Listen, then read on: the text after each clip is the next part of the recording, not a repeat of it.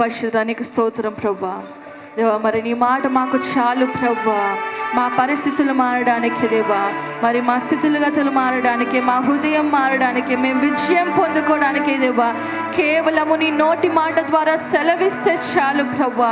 మరి ఆ వాక్కు కొరకు దేవా ఎదురు చూస్తుండగా దేవా అటువంటి వాక్కు చేత మాట్లాడి దేవా ప్రతి హృదయాన్ని ఈరోజు బలపరచమని యేసు నామములో ప్రార్థిస్తున్నాము తండ్రి, ఆమేన్.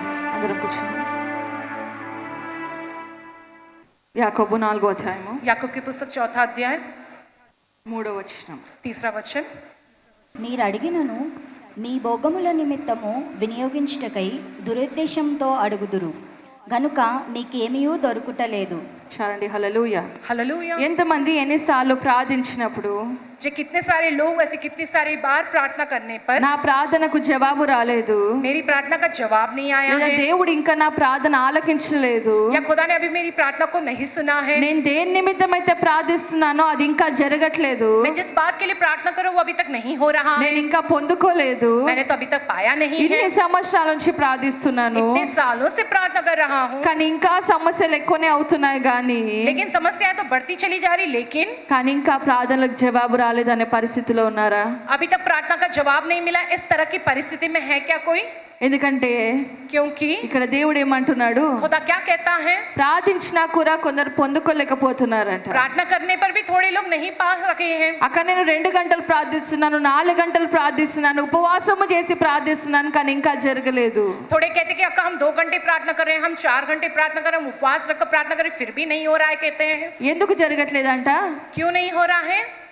ఎందుకంటే కొందరు వాళ్ళ సొంత యొక్క ఆశలు నెరవేర్చుకోవడానికి అడుగుతున్నారంట. क्योंकि थोड़े लोग अपनी खुद की आशा को पूरा करने के लिए उस बात के लिए पूछते हैं, అంటే ఎందులో అయితే దేవుని చిత్తము లేదో, जिसमें खुदा की इच्छा नहीं है, ఏదైతే వాక్యానికి వ్యతిరేకముగా ఉందో जो वचन के विरुद्ध है, అది అడిగినప్పుడు वैसी बातों के लिए जब पूछते हैं దానికి జవాబు రాదంట. उसका जवाब नहीं आता, तब అది పొందుకోకుండానే ఉండిపోతారంట. जो बिना पाए ही रह जाते हैं. ఎందుకంటే దేవుడు ఏదైతే వద్దంటున్నాడో, क्योंकि जिस बात के लिए खुदा मना कर रहा है, దాని నిమిత్తము నువ్వు ఎంత ప్రార్థన చేసినా కూడా उस बात के लिए तुम चाहे कितना भी प्रार्थना कर लो అది వ్యర్థమే. वो व्यर्थ है. అందుకే సామాన్య ఎప్పుడు చెప్తారు, ఏదైనా ప్రార్థించినప్పుడు ఎట్టి విధంగా ప్రార్థించాలంటే దేవాన్ని చిత్తం అని ప్రార్థించాలి. हमेशा सामान्य क्या क्या कहते हैं, किसी भी बात के लिए प्रार्थना करते तो किस तरह से करना है कि प्रभु आपकी इच्छा क्या है वो पूरी होवे कहकर. అలాగే మొదటి యోహాను उसी प्रकार से पहला यूहन्ना की पुस्तक 5వ అధ్యాయము 14వ వచనం, 5वां अध्याय उसका 14 वचन. మనమేమి అడిగినను ఆయన మన మనవి ఆలకించునని మనం ఎరిగిన ఎడల మనం ఆయనను వేడుకొనినవి మనకు కలిగినవని ఎరుగుదుము. చాలండి. హల్లెలూయా. हालेलुया. మరి మనము ఏది అడిగినాను हमने जो कुछ भी मांगा है, దేవుడు నా ప్రార్థన ఆలకించాడు, खुदा ने मेरी प्रार्थना को सुना है, దేవుడు నాకు ఇది అనుగ్రహిస్తాడు అని విశ్వాసము. खुदा मुझको ये देगा कहकर विश्वास. ఈ రోజు నువ్వు ఒకటి అడుగుతున్నావు, आज के दिन तुम एक मांग रहे हो, దేవుడు తప్పకుండా విన్నాడు అనే నమ్మకం నీకుందా? खुदा ने जरूर सुना है कि ये भरोसा तुम में है क्या? ఎవరైనా దృఢంగా చెప్పగలుగుతారా నేను ఈ రోజు ప్రార్థించింది దేవుడు విన్నాడు నాకు ఇస్తాడు అని? कोई इस बात को दृढ़ता से कह सकता है आज मैंने जो प्रार्थना में मांगा प्रभु से वो मुझको देगा कहकर? ఒక ఎగ్జామ్ రాసి వచ్చినప్పుడు నాకు ఇన్ని మార్కులు వస్తాయనే కాన్ఫిడెన్స్ ఏ విధంగా ఉంటుందో, जो है एक परीक्षा लिखने पर मुझको उसमें इतने मार्क्स आएंगे क्योंकि इस बात का जितनी दृढ़ता व कॉन्फिडेंस होता है, దేవుని ఎదుట ప్రార్థించినప్పుడు దేవుడు తప్పకుండా ఇస్తాడు అనే విశ్వాసం కూడా అదే విధంగా ఉండాలి. जब हम प्रभु से किसी बात के लिए प्रार्थना करते हैं तो वो खुदा मुझको देगा कहकर इस बात का हमें पक्का विश्वास होना चाहिए. ఎగ్జామ్స్ రాసి వచ్చిన తర్వాత పరిస్థితి ఏ విధంగా ఉంటది? परीक्षा लिख कर आने के बाद हालत कैसे होते हैं हमारे? ఆ ఆన్సర్ ఎంత రాసినా సరే దానికి సగం మార్కులు వేసుకుంటారు. जो किसना भी वो किसी तरह से भी आंसर लिखो लेकिन उसके आधे मार्क्स ही मिलते हैं. 4 మార్కుల ఆన్సర్ అంటే ఒక 2 వస్తాయేమో, चाहे 4 मार्क्स अगर वो होगा प्रश्न तो उसमें से 2 मार्क्स तो आएंगे ही ना. లేకపోతే ఒక 2 పేజీలు రాశాను కాబట్టి పేజ్కి ఒక మార్క్ వేసుకున్నా కూడా 2 మార్కులు వస్తాయి. 2 पेज लिखा उसका जवाब इसलिए जो है 2 पेज के हिसाब से एक मार्क के हिसाब से 2 मार्क्स तो मिलेंगे. అదే బాగా చదివి కరెక్ట్ గా రాశాడు అనుకోండి, उसी तरह से अगर खूब अच्छे से पढ़कर सही रीति से लिखे होंगे तो వాళ్ళ కాన్ఫిడెన్స్ ఏ విధంగా ఉంటది? उनका आत्मविश्वास किस तरह से होता है? నేను కరెక్ట్ గా రాశాను కాబట్టి వస్తాయి. मैंने सही लिखा तो मुझको मिलेंगे उतने अंक. రిజల్ట్ కి ముందు అంత టెన్షన్ పడరు. रिजल्ट के विषय में वो उतना जो है परेशान नहीं होते हैं. అదే విధంగా ప్రార్థించినప్పుడు కూడా उसी प्रकार से जब प्रार्थना करते నువ్వు हैं వాక్యములో కరెక్ట్ గా ఉన్న వ్యక్తివైతే, अगर तुम वचन में सही रीति से रहने वाले व्यक्ति हो దేవుని तो, చిత్తానుసారంగా నువ్వు ప్రార్థిస్తున్న వ్యక్తివైతే, अगर तुम खुदा की इच्छा के अनुसार प्रार्थना करने वाले व्यक्तियों में से हो तो దేవుడు నా మనవి ఆలకించాడు అనే విశ్వాసం కూడా నీలో అంతే అదే విధంగా ఉంటది. खुदा ने मेरी विनती को सुना है, ये विश्वास भी तुम्हारे अंदर उतना ही रहेगा। ప్రార్థన అనేది ఒక అలవాటు పూర్వకంగా కాదు, प्रार्थना करना वो एक आदत के प्रकार से नहीं, लेकिन రోజుకు ఒక గంట ప్రార్థిస్తున్నాము కదా అని ఏదో కూర్చున్నామా గంట అయిపోయిందా లేచామా అని కాదు. हम जो हर दिन 1 घंटा प्रार्थना करें बस आदत के हिसाब से बस हम बैठे हैं प्रार्थना कर लिया हम बस उठ के कर नहीं। దేవుని ఎదుట ఆయనతో మాట్లాడడానికి కూర్చున్నప్పుడు మనం ఏ విధంగా కూర్చుంటున్నాం అనేది ముఖ్యము. जब हम खुदा के पास उनसे बात करने के लिए बैठते हम किस रीति से उनके शरण में बैठते इस बात को मानना जरूरी है। అదే ఎగ్జామ్ విషయంలో చూస్తే इजराइल के विषय में जैसे हम देखते ఈ हैं 2 మార్కులు అని వేసుకున్నవాడు ప్రతిరోజు కాలేజ్కి వెళ్తాడు, ప్రతిరోజు క్లాస్ వింటాడు, ఓన్లీ తలూపుతాడు కానీ ఏం వినడు. जो सोचता है उसको उस प्रश्न के सिर्फ 2 मार्क्स मिलेंगे वो तो जो है प्रतिदिन कॉलेज जाता है, प्रतिदिन क्लास में सुनता है, जो कुछ भी कहा जाता है वो बस हर बात के लिए मुंडी हिलाता है। वो ఎగ్జామ్ ఒక వారం రోజుల ముందు నుంచి చదివి లేదా ఎగ్జామ్ ఒక 2 రోజుల ముందు నుంచి చదివి రాసిన వ్యక్తి, वो जो है परीक्षा के बस 1 हफ्ता पहले या 2 दिन पहले पढ़कर लिखने वाला व्यक्ति है।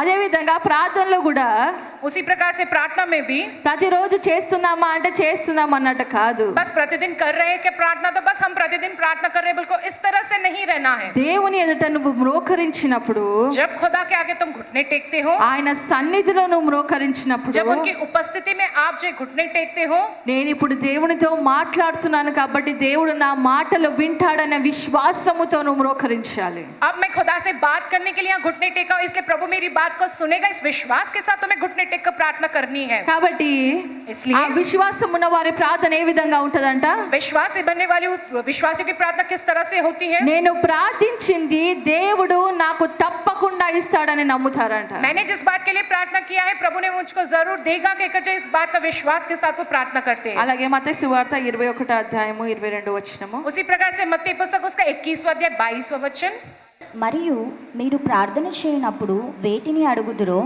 అవి దొరికినవని నమ్మిన ఎడల మీరు వాటన్నిటినీ పొందుదురని వారితో చెప్పెను. చాలండి. అదే విధంగా మనం ఏదైతే విశ్వాసము పెట్టి ఉన్నామో हमने जो विश्वास रखा है उसी ఆ तरह से విశ్వాసాన్ని బట్టి నీ ప్రార్థనలు అంగీకరింపబడతాయి. उसी विश्वास के अनुसार तुम्हारी प्रार्थनाएं स्वीकार की जाती है దాని యొక్క జవాబు నువ్వు పొందుకోగలుగుతావు. और उसका जवाब भी तुम पा सकते हो। ఆ జవాబు పొందుకున్న వారు जिन लोगों ने उस जवाब को पाया है वे ఏ लोग విధంగా ఉంటారంట, वे किस रीति से रहते हैं? విశ్వాసముతో ఉంటారు. विश्वास से भरे रहते ఎవరు हैं। దేవునిలో విశ్వాసం ఉంచగలుగుతారు?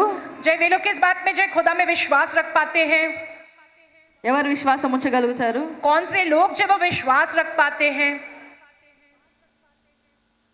దేవునిలో సరిగ్గా ఉన్నవారా విశ్వాసం ఉంచగలుగుతారు. जो लोग खुदा में सही रीति से रहते हैं ना वही लोग जो विश्वास रख पाते हैं। ఎవరైనా 2 పడవలో కాళ్ళు పెట్టి నడుస్తున్నారు అనుకోండి, कोई अगर 2 नाव पर जो पैर रखकर सवार हो तो అయినా కూడా నువ్వు ప్రార్థిస్తున్నావు, फिर भी प्रार्थना कर रहे हो तो నీకు ఆ నమ్మకం ఉంటుందా దేవుడు నాకు తప్పకుండా ఇస్తాడని? तुमको वो भरोसा रहेगा कि खुदा मुझको जरूर देगा के कर? నోటి మాట ద్వారా నువ్వు అంటుండొచ్చు, मुंह से अपनी बातों से तुम कहते होंगे बस, కానీ నీ హృదయము నీ ఆత్మ నీకు చెప్తుంది लेकिन तुम्हारा हृदय में तुम्हारी आत्मा तुमसे ये कहता है నువ్వు సరిగ్గా లేవు. कि तुम सही नहीं हो। లేదా నువ్వు పాపములో ఉన్న వ్యక్తివైతే या अगर तुम पाप में रहने वाले व्यक्ति हो तो అయినా కూడా దేవుని అడగగానే దేవుడు నాకు ఇస్తాడు అని నువ్వు అనుకుంటుండొచ్చా?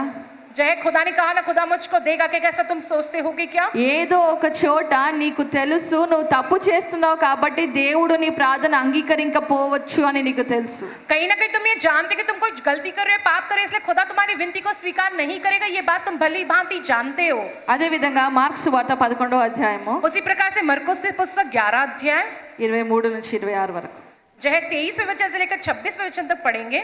ఎవడైనను ఈ కొండను చూచి నీవు ఎత్తబడి సముద్రంలో పడవేయబడని చెప్పి తన మనసులో సందేహింపక తాను చెప్పినది జరుగునని నమ్మిన ఎడల వాడు చెప్పినది జరుగునని మీతో నిశ్చయంగా చెప్పుచున్నాను. అందుచేత ప్రార్థన చేయనప్పుడు మీరు అడుగుచున్న వాటి నెలను పొందియున్నామని నమ్ముడి, అప్పుడు అవి మీకు కలుగునని మీతో చెప్పుచున్నాను. మీరు ఒకని మీద విరోధమైనను కలిగి ఉన్న ఎడల మీరు నిలువబడి ప్రార్థన చేయనప్పుడెల్లను వాణ్ణి క్షమించుడి, అప్పుడు పరలోకమందున్న మీ తండ్రియు మీ పాపములు క్షమించును. చాలండి. హల్లెలూయా. हालेलुया। మరి ఎప్పుడు అంట ప్రార్థనలు అంగీకరింపబడతాయి? कब अपनी प्रार्थनाएं स्वीकार की जाती हैं? ఎప్పుడు అంటే నీ పాపములు క్షమింపబడినప్పుడు నీ ప్రార్థనలు అంగీకరింపబడతాయి. जब तुम्हारे पाप क्षमा कर दिए जाते तब तुम्हारी प्रार्थनाएं स्वीकार की जाती है। కాబట్టి ప్రార్థన చేసినప్పుడు ఏ విధంగా ఉండాలంట? इसे जब तुम प्रार्थना करते हो किस रीति से होना ఆ चाहिए? ఒక విశ్వాసము, वो विश्वास, ఈ యొక్క కాన్ఫిడెన్స్ आपका आत्मविश्वास जो होता है, ఎప్పుడు ఉంటాయంటే నువ్వు ఎదుటి వాని ఎడల ఏ క్రోధము కూడా ఉంచుకోకుండా నీ శత్రువును కూడా నీకు క్షమించినప్పుడు నీ దేవుడు నీకు క్షమించి నీ ప్రార్థనలు అంగీకరిస్తాడు. जब तुम सामने वाले इंसान के प्रति किसी भी प्रकार का क्रोध ना रखते हो अपने मन में, जब तुम अपने अंदर कोई पाप को नहीं रखते हो, सामने वाले के पापों को क्षमा करते हो, तब प्रभु तुम्हारे पापों को क्षमा करता है, तुम्हारी प्रार्थनाओं को स्वीकारता है। కొన్నిసార్లు ప్రార్థన చేసినప్పుడు थोड़े समय जब हम प्रार्थना करते हैं, ఎవరి మీద అయితే కోపం ఉంటుందో అదే కోపం ఉంటుంది. कभी किसी व्यक्ति पर जो गुस्सा होता है वही गुस्सा उन पर तुमको रहता है। తిరిగి దేవునికే చెప్తారు. ఏం చెప్తారు? फिर खुदा से ही कहते हैं, क्या कहते हैं?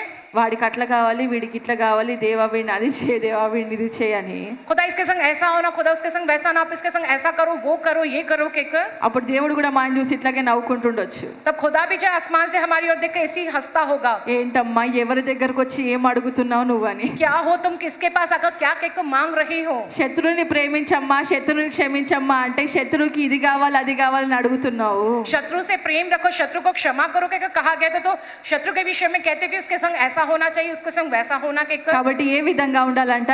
किस रीति से रहते हैं लोग? నీ శత్రువు అయినా సరే, నీ తోటి సహోదరుడైనా సరే, నువ్వు క్షమించి నీ ప్రార్థన చేసినప్పుడు దేవుడు కూడా నిన్ను క్షమించి నీ ప్రార్థనలు అంగీకరిస్తాడు. चाहे वो तुम्हारा शत्रु हो या कोई तुम्हारा साथी व भाई हो, लेकिन जब तुम उन्हें क्षमा करके उनके लिए प्रार्थना करोगे तब प्रभु तुम्हारे पापों को क्षमा करके तुम्हारी प्रार्थनाओं को वो सुनेगा। కాబట్టి నీ భార్య కావచ్చు, నీ భర్త కావచ్చు, నీ పిల్లలు కావచ్చు, चाहे तुम्हारे पति हो या पत्नी हो या तुम्हारे बच्चे हो, ఏ విషయంలో ఏ కోపము ఉంచుకోకుండా किसी भी विषय में किसी भी प्रकार का गुस्सा अपने अंदर ना रखते हुए వారిని కూడా క్షమించి దేవుని నిన్ను క్షమించమని అడిగి నువ్వు ప్రార్థించినప్పుడు వేరుతాయి.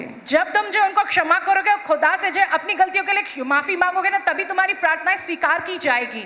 ఎందుకంటే क्योंकि వాక్యంలో రాస్తుంది, वचन में लिखा है, నీ యందు ఆయన మాటలు ఉన్నప్పుడే ఆయన కూడా నీ యందు నిలబడగలుగుతాడు. जब तुम उनकी बात पर खड़े रहोगे तभी वो तुम्हारे प्रति खड़े रह पाते हैं। కాబట్టి ఆ మాటలు మనలో ఉన్నప్పుడే మనం సరిగ్గా జీవించగలుగుతాము. जब उनकी वो बातें हमारे अंदर रहेगी तभी हम सही रीति से जी पाएंगे। నువ్వు సరిగ్గా జీవించినప్పుడే, जब तुम सही रीति से जियोगे तभी నువ్వు ప్రార్థించినప్పుడు నీ ప్రార్థనలు నెరవేరుతాయి, నువ్వు పొందుకోగలుగుతావు అనే నమ్మకం నీకు ఉంటుంది. और जब तुम प्रार्थना करोगे तो जिस बात के लिए तुमने प्रार्थना की वो पूरा होगा, क्योंकि ये विश्वास तुम में रहेगा और वो प्रार्थनाएं जो है प्रभु स्वीकार के तुम्हारे लिए कार्य करेगा।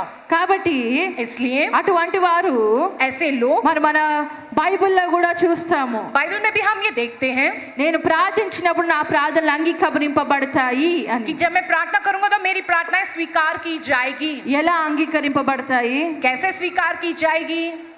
నువ్వు ఏ విధంగా ప్రార్థించావో అదే విధంగా దేవుడు నీకు ఇస్తాడా? तुमने जैसे प्रार्थना की कि खुदा उसी प्रकार से तुमको देगा। ఎంతమంది చెప్పగలుగుతారు నేను ప్రార్థించింది దేవుడు నాకు అదే విధంగా ఇస్తాడని? कितने लोग ऐसा कह पाते कि मैंने जिस रीति से प्रार्थना किया खुदा मुझे उसी प्रकार से देगा कहकर? కొన్నిసార్లు నీ ప్రార్థనలు అంగీకరింపబడతాయి, थोड़े समय तुम्हारी प्रार्थना स्वीकार की जाती है, కానీ నువ్వు అనుకున్నట్టు కాదు. लेकिन तुमने जैसा सोचा वैसे नहीं। దేవుడు అంగీకరిస్తాడు, खुदा तो स्वीकार करेगा, కానీ నువ్వే విధంగా పొందుకోవాలనుకుంటున్నావో ఆ విధంగా దేవుడు నీకు ఇవ్వడు. लेकिन तुम जिस रीति से पाना चाहते हो ना उस तरीके से तो खुदा नहीं देगा। కొన్నిసార్లు అనారోగ్యం ఉంటుంది, थोड़े समय में आपकी तबीयत ठीक ना हो, నువ్వు ఒకసారి హాస్పిటల్కి వెళ్తావు, आप एक बार अस्पताल जाते हो, అక్కడ ఏదో జరుగుతుంది, वहाँ कुछ ना कुछ होता है, దాని తర్వాత ఇంకేదో జరుగుతుంది, उसके बाद कुछ और होता है, తర్వాత ఒక నెల రోజులు నువ్వు ఇంకా సఫర్ అవుతూనే ఉన్నావు, ఇంకా దేవుణ్ణి అడుగుతూనే ఉన్నావు, నీకేమనిపిస్తుంది? और एक महीना तुम उसी जो बीमारी से जूझ रहे हो, पीड़ित हो रहे, तुम्हें क्या कहकर लगेगा तब? అప్పుడు నీకు ఒకటే ఒక డౌట్ వస్తుంది, దేవుడు నా ప్రార్థన ఇంకా అంగీకరించట్లేదు ఏంటి అనిపిస్తుంది. तब तुम्हें एक संदेह व शक रहेगा कि खुदा मेरी प्रार्थना को नहीं सुन रहा, नहीं स्वीकार कर रहा है। నేను ఇంతగా అడుగుతుంటే నాకు ఇంకా అనారోగ్యం ఎక్కువైపోతుంది ఏంటి అనిపిస్తుంది. जब मैं इतना खुदा से मांग रहा हूँ कि मुझको और बीमारी बढ़ती चली जा रही है, क्या कहकर? నేను కూడా ఒక సంవత్సరం ముందు एक साल पहले मैं भी థ్రోట్ ఇన్ఫెక్షన్తో కంటిన్యూస్గా 1-2 months సఫర్ అయ్యాను. जो है थ्रोट इन्फेक्शन के कारण जो है लगातार 1-2 महीना में जो है पीड़ित रही हूँ. తగ్గుతుంది వస్తుంది, తగ్గుతుంది వస్తుంది. जो है कम हो रहा है फिर बढ़ रहा है, कम हो रहा है फिर बढ़ता जा रहा है. దేవుణ్ణి అడుగుతున్నాను, मैं खुदा से मांग रही थी. తగ్గుతుంది మళ్ళీ వస్తుంది. जो कम हो रहा था फिर बढ़ रहा था. హాస్పిటల్కి తిరిగి విసుకొచ్చింది. जो है अस्पताल घूम घूम कर जो है बढ़त चिढ़ आ गई थी. ఆఖరికి దేవునికి ప్రార్థించాను, आखिर में मैंने प्रभु से प्रार्थना की हूँ, నువ్వే స్వస్థపరచు దేవా, ఇవన్నీ వద్దు అని. प्रभु आप ही चंगा करो, ये सब कुछ तो मुझको नहीं चाहिए. మరి అక్కడికి ఆగిపోయిందా? क्या वहां तक रुक गया क्या? మళ్ళీ వచ్చింది. फिर आया वो इन्फेक्शन. ఏం చేస్తాము? तब क्या करते हैं हम? మళ్ళీ హాస్పిటల్కి వెళ్ళాను. फिर अस्पताल जाते हैं. మళ్ళీ హాస్పిటల్కి వెళ్ళినప్పుడు फिर जब अस्पताल गए हैं, డాక్టర్ మందులు మార్చి तो डॉक्टर ने जो दवाइयां बदलकर ఒక నెల రోజులు ఇమ్యూనిటీ టాబ్లెట్లు వేసుకోమన్నాడు. और 1 महीना जो इम्यूनिटी की जो टैबलेट्स खाने को कहा. తర్వాత అవి కంటిన్యూస్గా వాడిన తర్వాత మళ్ళీ రాలేదు. जो है वो लगातार दवाइयों को खाने से उसके बाद फिर कभी नहीं आया. అంటే అంత ఫ్రీక్వెంట్గా వస్తున్నప్పుడు నాకు తెలియదు, बार बार इस तरीके से हो रहा तो मुझे नहीं पता था. కానీ దేవుడికి తెలుసు ఏం చేయాలో. लेकिन खुदा जानता है कि क्या करना है. ఎందుకంటే 4 మందులు వేసుకోగానే దేవుడు స్వస్థపరచలేడా? जो है क्या जो दवाइयां रखे तो प्रभु चंगाई नहीं करेगा क्या? ఆయన స్వస్థపరచగలుగుతాడు. हाँ वो चंगाई दे सकता కానీ है. దానికి ఒక సొల్యూషన్ కాదు అది. वो उसका एक परिष्कार नहीं ఎందుకంటే है. నేను మళ్ళీ బయట ఏదో ఒకటి తింటాను, నాకు మళ్ళీ ఏదో ఒకటి వస్తుంది. बाहर कुछ ना कुछ खा लेते हैं फिर कुछ ना कुछ रीति से इन्फेक्शन होता है. కాబట్టి అది ఎక్కువైనప్పుడు ఏమైంది? लेकिन जब वो बढ़ा तो क्या हुआ उससे? దానికి ఒక కరెక్ట్ మెడిసిన్ వచ్చింది. उसकी एक सही दवाई जो मुझको मिली है. కాబట్టి కొన్నిసార్లు నీ ప్రార్థనలు కూడా అదే విధంగా ఉంటాయి. थोड़े समय में तुम्हारी प्रार्थनाएं भी उसी रीति से होता है. నువ్వు ప్రార్థిస్తా ఉంటావు, ఇంకెక్కువైపోతా ఉంటది. तो प्रार्थना करते जाते वो और बढ़ता चला जाता है. పోయిందనుకుంటావు, మళ్ళీ వస్తుంది. चला गया को सोचते लेकिन वो फिर आता है. కానీ దేవుడు నీ ప్రార్థనకే జవాబిస్తున్నాడు. लेकिन खुदा तुम्हारी प्रार्थना का ही वो जवाब दे रहा నీ है. ప్రార్థనలు వినకుండా లేడు, కానీ నీ ప్రార్థనకు జవాబిచ్చే నిన్ను నడిపిస్తున్నాడు. वो अनसुना नहीं करे तुम्हारी प्रार्थना को, लेकिन तुम्हारी प्रार्थनाओं को सुनकर वो तुम्हारी प्रार्थनाओं का जवाब दे रहे అదే हैं. విధంగా పౌలు విషయంలో చూద్దాము. उसी 2 तरह కొరింథీలు से हम पौलुस के विषय में देखते हैं. 2 कुरिन्थी की पुस्तक 12వ అధ్యాయము 7వ వచనం నుండి. जय 12वां अध्याय उसके 7वें वचन से हम पढ़ेंगे. నాకు కలిగిన ప్రత్యక్షతలు బహు విశేషంగా ఉన్నందున నేను అత్యధికంగా హెచ్చిపోకుండు నిమిత్తము నాకు శరీరంలో ఒక ముళ్ళు నేను అత్యధికంగా హెచ్చిపోకుండు నిమిత్తము నన్ను నలగొట్టుటకు సాతాను యొక్క దూతగా ఉంచబడెను. అది నా యొద్ద నుండి తొలగిపోవాలనని దాని విషయమై ముమ్మారు ప్రభువును వేడుకొంటిని. అందుకు నా కృప నీకు చాలును, బలహీనత యందు నా శక్తి పరిపూర్ణమగుచున్నదని ఆయన నాతో చెప్పెను. కాగా హల్లెలూయా. हालेलुया. మరి ఏ విషయంలో పౌలు ప్రార్థించాడంట? इस विषय के लिए पौलुस ने प्रार्थना किया है. ఆ ముళ్ళు ఆయనలో ఎందుకు ఉందంట? वो कांटा उनके जीवन में किस लिए ఆ है? బలహీనత ఎందుకు వచ్చిందంట? वो निर्बलता किस लिए आई है? మరి పౌలే ఒప్పుకుంటున్నాడు, నేను అతి విశేషముగా ఉన్నందుకు. जो है पौलुस से कहता है मैं अति विशेष हूं इसलिए कहकर మరి అన్ని విషయంలో నన్ను నేను హెచ్చించుకోకుండా ఉండు నిమిత్తము, मैं हर बातों में खुद की बड़ाई ना कर लूं इस कारण ही అంటే ఆయన్ని స్టేబుల్ గా ఉంచడానికి मैंने उसे संतुलित रखने के लिए సాతాను యొక్క ముళ్ళుగా ఆయనలో ఉందంట. जो है वो एक कांटे के तौर पर जो उनके जीवन में जो है रखा गया है शैतान. ఆయన యొక్క బలహీనత కావచ్చు, वो चाहे निर्बलता होगी లేదా ఆయన ఎదుర్కొనే సమస్యలు కావచ్చు, या वो जो सामना कर रहा है वो समस्या होगी. దేవుడి ఎదుట పదే పదే ప్రార్థిస్తున్నాడంట, దేవా తీసివేయి, वो बार बार खुदा के आगे ये प्रार्थना करते हैं, प्रभु इसे निकाल दो आपके कर. ఇవన్నిటిని తీసివేయి. इन सारी बातों को मेरे अंदर से निकाल दो కానీ कहकर. దేవుడు ఏమన్నాడంట? लेकिन खुदा क्या कहता है? నా కృప నీకు, मेरा अनुग्रह तुम्हारे నా लिए, కృపనే నీకు చాలు. मेरा अनुग्रह ही तुम्हारे लिए काफी है. దాని తర్వాత ఏమన్నాడంట దేవుడు? उसके बाद खुदा क्या कहता है? నీ బలహీనతల యందు तुम अपनी निर्बलता में ఆయన శక్తి ఏమవుతుందంట? उनका शक्ति क्या होता है? ఏమవుతుంది? क्या होता है?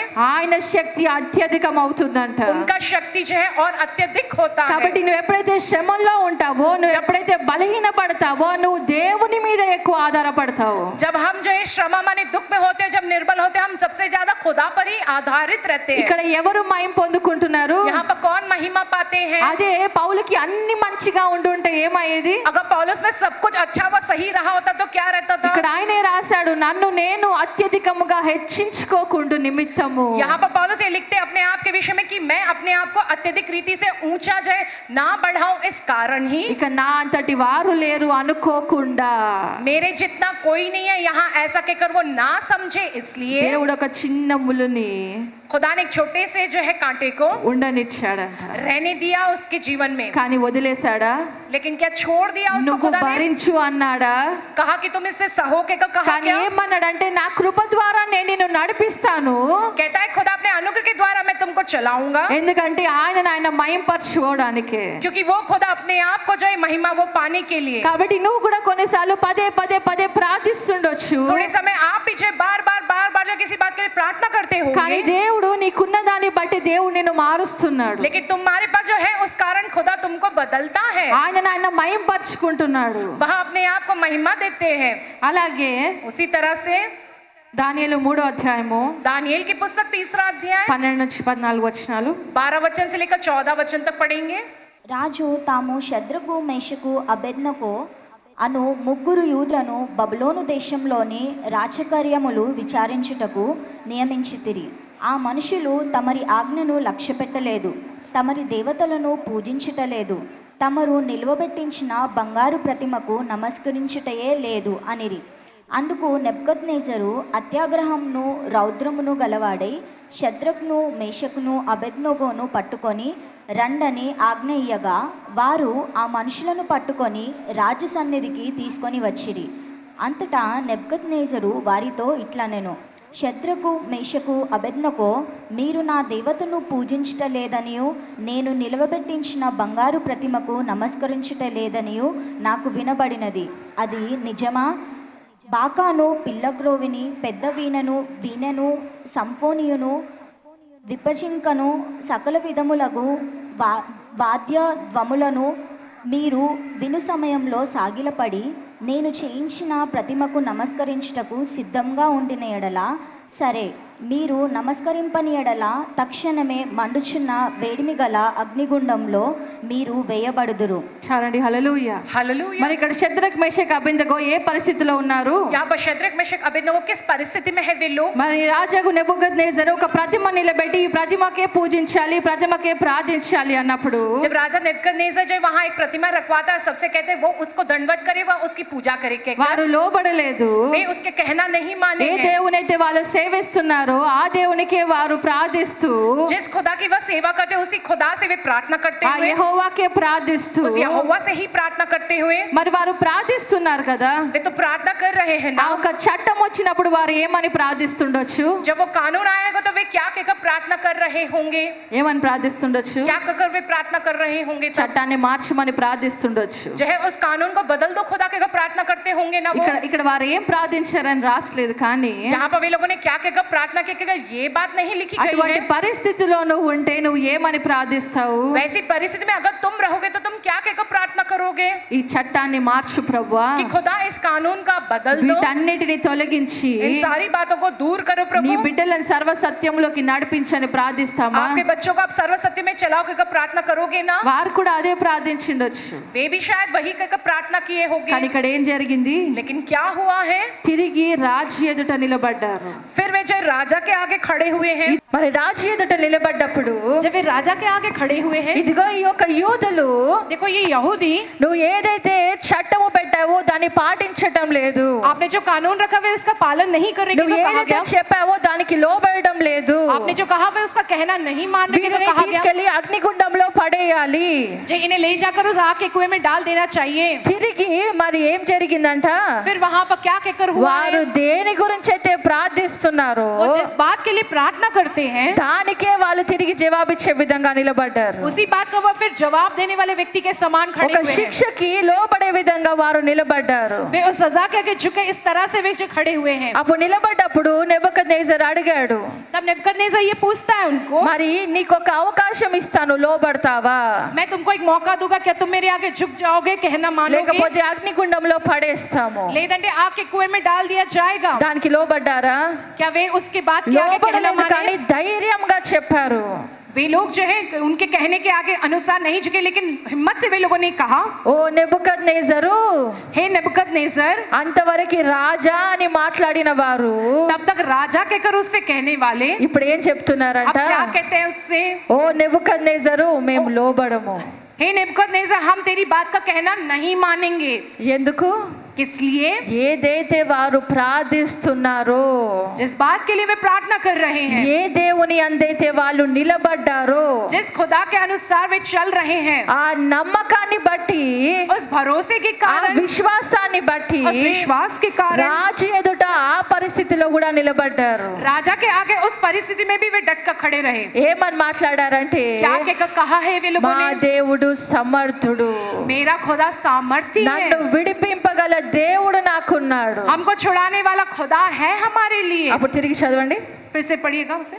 అందుకు నెబుకద్నెజరు అత్యాగ్రహం నొందినందున శద్రకు మెషకు అబెద్నెగోయను వారి విషయంలో ఆయన ముఖము వికారమాయను గనుక గుండము ఎప్పటికన్నా 7 వేడిమిగా చేయమని ఆజ్ఞ ఇచ్చెను. చాలండి, హల్లెలూయా. हालेलुया. మరి ఇక్కడ ఏం జరిగిందంట? क्या हुआ है?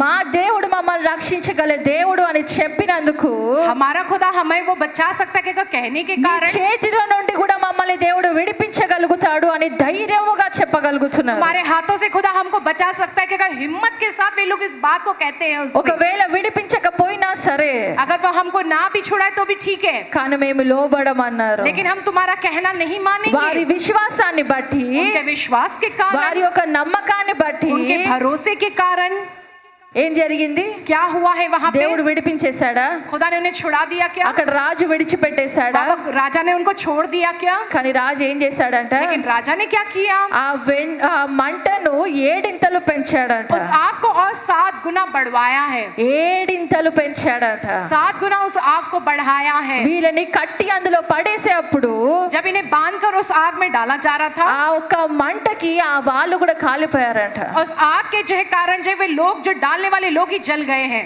మరి దేవుడు వీళ్ళని తప్పించొచ్చు కదా, फिर खुदा इन्हें बचा सकता था ना. కానీ ఏమైంది? लेकिन क्या हुआ है? ఆ 7 మంట ఎక్కువైంది.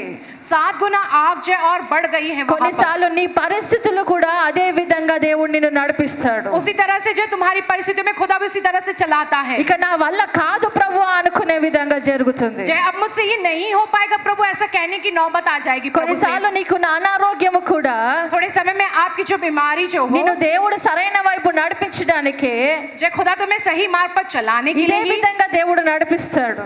इसी तरह से खुदा तुमको चलाएगा. కానీ దేవుడు నీ ప్రార్థనలకు జవాబు ఇవ్వట్లేదని కాదు, इसका मतलब ये नहीं कि खुदा तुम्हारी प्रार्थना को जवाब नहीं दे కానీ रहा है. దేవుడు నువ్వు అనుకున్నట్టు జవాబు ఇవ్వట్లేదు అంతే. तुम जैसा चाहते हो खुदा उस तरीके से जवाब नहीं दे ఇక్కడ रहा వీళ్ళు है. కూడా అనుకున్నారు నీ నుంచి నన్ను విడిపించగలుగుతాడు, ఈ అగ్ని నుంచి దేవుడు నన్ను విడిపించగలుగుతాడు. क्योंकि वे ये कहते कि जो खुदा हमको जो इस अग्नि से जो बचा सकता है कहकर, కానీ ఏం జరిగింది? लेकिन वहां पे क्या हुआ है? తీసుకెళ్లి అగ్నిలో పడేశారు. ले जाकर उन तीनों को जो आग के कुएं में डाल दिया गया. తీసుకెళ్లి అగ్నిలో పడేశారు. उन्हें ले जाकर आग के कुएं में डाल दिया गया. అప్పుడు 25వ వచనం చదవండి. 25वां वचन पढ़िएगा. అందుకు రాజు, నేను 4 మనుషులు బంధకము లేక అగ్నిలో సంచరించుట చూచుచున్నాను, వారికి హాని ఏమీయూ కలుగలేదు. 4వ వాని రూపము దేవతల రూపమును పోలినదని వారికి ప్రత్యుత్తరం ఇచ్చెను. చాలండి, హల్లెలూయా. हालेलुया. ఏం జరిగిందంట? क्या हुआ है ఆ वहां? 7 ఎక్కువ అగ్నిలో వాళ్ళు ఉన్నారు. 7 गुना अधिक जो है आग में वे लोग हैं. ఇక్కడ ఇంగ్లీష్ లో రాస్తుంది, या इंग्लिश भाषा में लिखा है he looks like the son of God. जो खुदा के पुत्र के समान वह दिखता है कहकर लिखा है. తెలుగులో దేవదూతల రూపం అని ఉంది, కానీ ఇంగ్లీష్ లో దేవుని యొక్క కుమారుడుగా నాకు కనిపిస్తున్నాడు అని రాస్తుంది. दूसरी भाषाओं में तो जो खुदा का स्वरदूत कहकर लिखा है, लेकिन इंग्लिश भाषा में तो खुदा के पुत्र के तौर पर मुझको दिख रहा है कहकर लिखा है. కాబట్టి నీకున్న పరిస్థితులు ఇంకా ఎక్కువ నీకు బాధకరంగా మారుతుండొచ్చు, तुम्हारी परिस्थिति तुमको और अधिक जो दुखदायक बन जाती కానీ होगी. ఏ విధంగా అయితే వీరి ముగ్గురుతో 4వ వ్యక్తిగా ఆయన నడుస్తున్నాడో నీతో కూడా దేవుడు అదే విధంగా నడుస్తాడు. जैसे इन 3 व्यक्तियों के साथ वो खुदा चौथे व्यक्ति के जैसे जैसे चल रहा था, उसी तरह से खुदा तुम्हारे साथ వాళ్ళని रहेगा. ఒంటరిగా విడిచిపెట్టలేదు, కానీ 4వ వ్యక్తిగా ఆయన నిలబడ్డాడంట. अकेला तो नहीं छोड़े, लेकिन चौथे व्यक्ति के जैसे वो वहां पर खड़ा था. ఈ రోజు కూడా నువ్వు అనుకుంటుండొచ్చు ఇంకా ఇంత సహించాలి, अभी भी तुम सोचेंगे मुझको इतना सहना पड़ रहा है. 7 ఎక్కువైండొచ్చు, 10 ఎక్కువైండొచ్చు, 7 गुना या 10 गुना तुम्हारी तकलीफ बढ़ गई ఇక होगी. నేను భరించలేనంత ఉండొచ్చు, अब मैं सह नहीं सकता, उतना हो चुका కానీ होगा, ఆయన నీకు తోడుగా నడుస్తున్నాడు, लेकिन वो तुम्हारे साथ चल रहे నీ हैं, వెంట నడుస్తున్నాడు, तुम्हारे संग वो నీ चल रहे హస్తము हैं, పట్టుకొని నిన్ను तुम्हारा నడిపిస్తున్నాడు. हाथ पकड़कर तुम्हें वो चला रहे हैं, ఆయన నీ ప్రార్థనలకు జవాబిస్తున్నాడు. वो तुम्हारी प्रार्थना का जवाब दे रहे हैं। ఎందుకంటే దీని తర్వాత ఏం జరిగిందంటే उसके बाद फिर क्या हुआ है? అదే 3వ అధ్యాయం 28-29 వచనాలు. उसी तीसरे अध्याय के 28 और 29वें वचन को हम पढ़ेंगे। నెబుకద్నెజరు షద్రకు మేషకు అబేద్నెగోయను వీరి దేవుడు పూజార్హుడు. ఆయన తన దూతనంపి తన్ను ఆశ్రయించిన దాసులను రక్షించెను. వారు తమ దేవునికి గాక మరి ఏ దేవునికి నమస్కరింపకయు ఏ దేవుని సేవింపకయు ఉందుమని తమ దేహములను అప్పగించి రాజు యొక్క ఆజ్ఞను వ్యర్థపరిచిరి. కాగా నేనొక శాసనము నియమించుచున్నాను, ఏదనగా ఈ విద్యముగా రక్షించుటకు సమర్థుడగు దేవుడుగాక మరి ఏ దేవుడునూ లేడు. కాగా ఏ జనులలో గాని రాష్ట్రములో గాని ఏ భాష మాట్లాడు వారిలో గాని షద్రక్ మేషకు అబేద్నెగో అను వారి దేవుని ఎవడు దూషించునో వాడు తుత్తునీయులుగా చేయబడును. వాని ఇల్లు ఎప్పుడునూ పెంటకుప్పగా ఉండుననెను. చాలండి. हालेलुया। ఇక్కడ ఏం జరిగింది? क्या हुआ है? శాసనము మారింది, वहाँ का शासन बदल गया, శాసనము మారింది, वहाँ का शासन ही बदल गया, చట్టము కూడా మారింది. कानून भी बदल गया। కానీ ఏ విధంగా మారింది? किस रीति से बदला है? ప్రార్థించగానే దేవుడు రాజుని మార్చలేదు. प्रार्थना करते खुदा ने राजा को नहीं बदला। వీళ్ళు విశ్వాసము పెట్టుకొని నిలబడగానే వాళ్ళని ఆ సమస్య నుండి తొలగించలేదు. ये लोग विश्वास रखकर खड़े रहे, इसलिए वे उस जो है समस्या से दूर नहीं किए गए। కానీ ఏడింతలు ఎక్కువ అగ్నిలో దేవుడు నడిపించాడు, 7 गुना ज्यादा उस अग्नि में खुदा ने उनको चलाया है, తోడుగా ఉండి రక్షించాడు. उनके साथ रहकर खुदा ने उनको बचाया है। తిరిగి ఆయనను మహిమపరుచుకొని फिर वो खुदा अपने आप को महिमा पाने के ఏ लिए రాజు అయితే చట్టం ఇచ్చాడో, जिस राजा ने ये कानून दिया, నువ్వు మోకరించకపోతే నేను అగ్నిలో పడేస్తానని, अगर तुम उसके आगे दंडवत ना करोगे तो जो है अग्नि में डाल दिए जाओगे అదే कहकर, రాజు తిరిగి మళ్ళీ ప్రకటించాడంట. वही राजा फिर से इस बात को प्रकट करता है। ఏమని ప్రకటించాడు? क्या कहकर? ఈ దేవుడు పూజార్హుడు, कि ये खुदा जो है आराधना के योग्य है, పూజించుటకు అర్హుడు. ये जो है आराधना किए जाने के लिए योग्य है। ఇంకా ఎవరి దేవుడు అన్నాడంట? और किनके खुदा के का कहा है? ఎవరి దేవుడు అన్నాడు? किनका खुदा के का कहा? షద్రక్ మేషక్ అబేద్నెగో యొక్క దేవుడు అని ఆయన నోటితోనే పలికాడంట. शद्रक मेशक अबेदनगो का खुदा के वो राजा स्वयं अपने मुंह से ये कहता है। ఎందుకు? क्यों? ఎందుకంటే వాళ్ళు నడిచిన ఆ శ్రమను, क्योंकि वो जिस तरह से उस दुख में वो चले हैं, వాళ్ళు సహించిన ఆ పరిస్థితిని, उस परिस्थिति में वे जिस तरीके से सहन किए हैं, దేవుడు వారిని కాపాడిన ఆ పద్ధతిని खुदा ने जिस रीति से उनको बचाया वो तरीका వారి హృదయము మార్చేసింది, उनके दिलों को बदल दिया వాళ్ళ है, ఆలోచనలు उनकी మార్చింది. सोच को भी बदल दिया है। తిరిగి ఆ దేవుని ఎవరైనా దూషిస్తే अगर कोई उस खुदा की दूषणा करे तो వాడి ఇల్లు నిలబడదని ప్రకటించాడంట. उनका घर नहीं टिकेगा कहकर इस बात को प्रकट किया गया। కాబట్టి నువ్వు ఈ రోజు సహిస్తుండొచ్చు, आज के दिन तुम चाहे जो सहन कर रहे నువ్వు ఈ होंगे, రోజు భరిస్తుండొచ్చు, तुम आज के दिन उन सब बातों को झेल रहे होंगे, కానీ ఒక దినం వస్తుంది लेकिन एक दिन आएगा నీ దేవుడే గొప్ప దేవుడు అని ప్రకటించే దినం ఒకటి వస్తుంది. तुम्हारा खुदा ही जो है सबसे महान खुदा के ये बात प्रकट किया అక్కడ जाएगा। వారి దేవుని ఆయన తెలుసుకుంది, वे लोगों ने वहाँ उस खुदा को जानना है, ఆయన నామాన్ని బట్టి కాదు, उसके नाम के कारण नहीं, ఆయన శక్తిని బట్టి उनके शक्ति के कारण వారి యొక్క దేవుడు అని ఆయన ప్రకటించాడు. उनका खुदा है वो कहकर यह बात प्रकट किया गई है। కాబట్టి ఈ రోజు इसलिए आज के दिन నువ్వు కూడా ఏ పరిస్థితిలో ఉండొచ్చు, तुम भी जिस किसी भी परिस्थिति में కానీ होंगे, దేవుడు అంటున్నాడు నీ ప్రార్థనలకు నేను జవాబిస్తాను. खुदा कहता है तुम्हारी प्रार्थनाओं को मैं जवाब दूंगा। నువ్వు దేని గురించి అయితే ప్రార్థిస్తున్నావో तुम जिस बात के लिए प्रार्थना कर रहे ఆ हो ప్రార్థన ఆయన అంగీకరించాడు. उस प्रार्थना को उन्होंने सुन लिया నీ है। సమస్యలు ఎక్కువ అవుతున్నాయి కదా, నా దేవుడు వినలేదు అనుకోవద్దు. तुम्हारी समस्याएं बढ़ रही, इस कारण ये मत सोचो कि उस खुदा ने नहीं सुना है। నీకు భారం ఎక్కువైపోయింది కదా, నా దేవుడు విడిపించలేదు అనుకోవద్దు. तुम्हारे लिए वो बोझ बढ़ गया, लेकिन ये नहीं सोचना कि खुदा ने तुमको नहीं छुड़ा रहा है। ఏ वो कहकर, విధంగా అయితే షద్రక్ మేషక్ విశ్వాసం పెట్టినప్పటికీ అగ్నిగుండం దాకా వెళ్లాల్సి వచ్చింది, शद्रक मेशक अबेदनगो जो विश्वास रखने के बावजूद भी उन्हें आग के कुएं में जो जाना पड़ा है, కానీ వారు ఏ ప్రార్థన అయితే చేశారో దేవుడు ఆ ప్రార్థన అంగీకరించి చట్టాన్ని మార్చేశాడు. लेकिन जो प्रार्थना उन्होंने की, खुदा ने उस प्रार्थना को सुना, स्वीकार के जो पूरे जो कानून को ही बदल दिया है.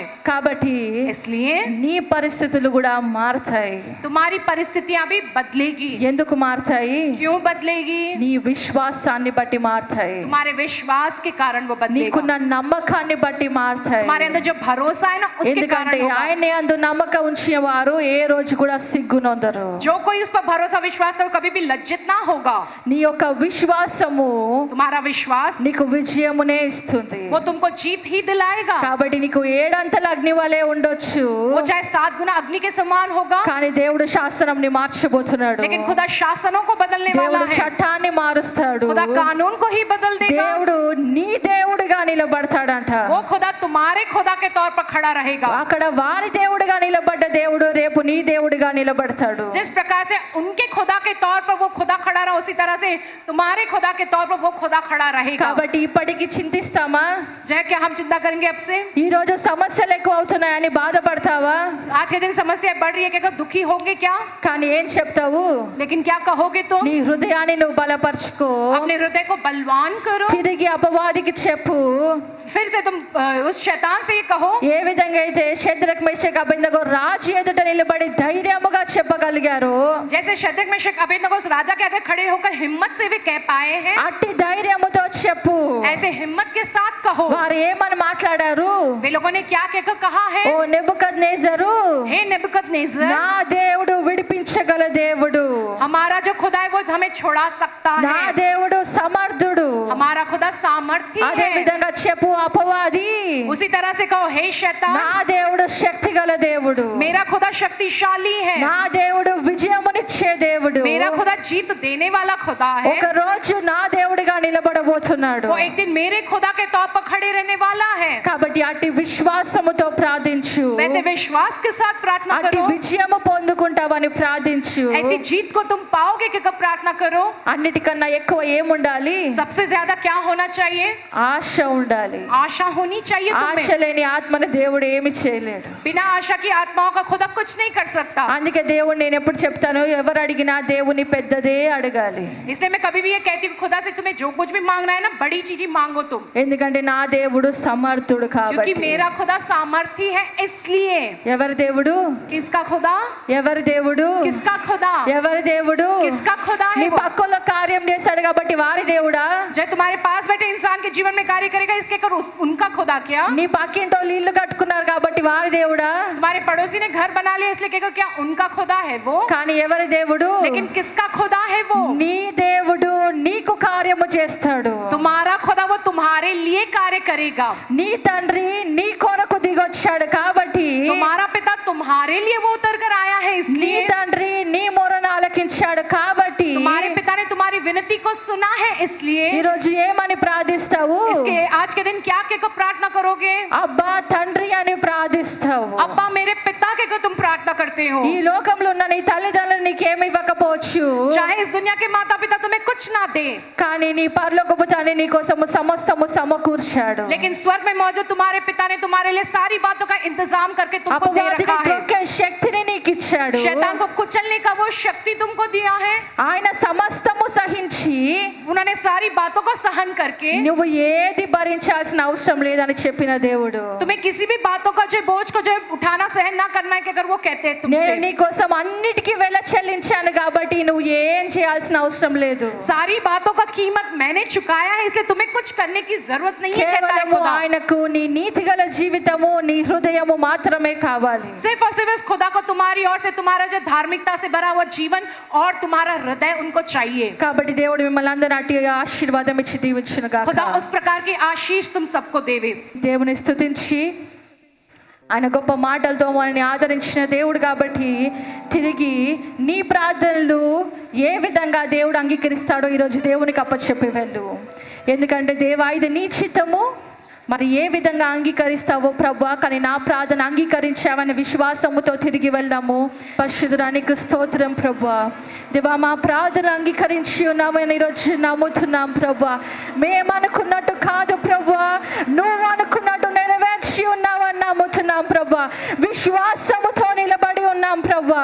షద్రక్ మేషక్ అబేద్నెగో మరి దానియేలు పెట్టి మరి సంఘము నీ పట్ల ఉంచుతుండగా విశ్వాసముతో ఎన్ని హృదయాలు నీకు ప్రార్థిస్తున్నాయి ప్రభా. ఒక దినము వారి ద్వారా నువ్వు మయం పొందుకో ప్రభా. నీ నామము నిలబడును గాక, నీ నామము హెచ్చింపబడును గాక. ఒక దినము దేవా వారి దేవుడిగా నిలబడును గాక. గొప్ప విజయము దయచేయమని యేసు నామములో ప్రార్థిస్తున్నాము తండ్రి, ఆమేన్. మరణాథా. యేసు ప్రభా త్వరగా రమ్ము. యేసు రక్తమే జయం, ప్రభు యేసు నామకే జయం, ప్రభు యేసు రక్తంలో సంపూర్ణ విజయం, అపవాది క్రియల నాశనం. తండ్రి నీ కార్యం నిరంతరం జయం జయం జయం తండ్రి, ఆమేన్.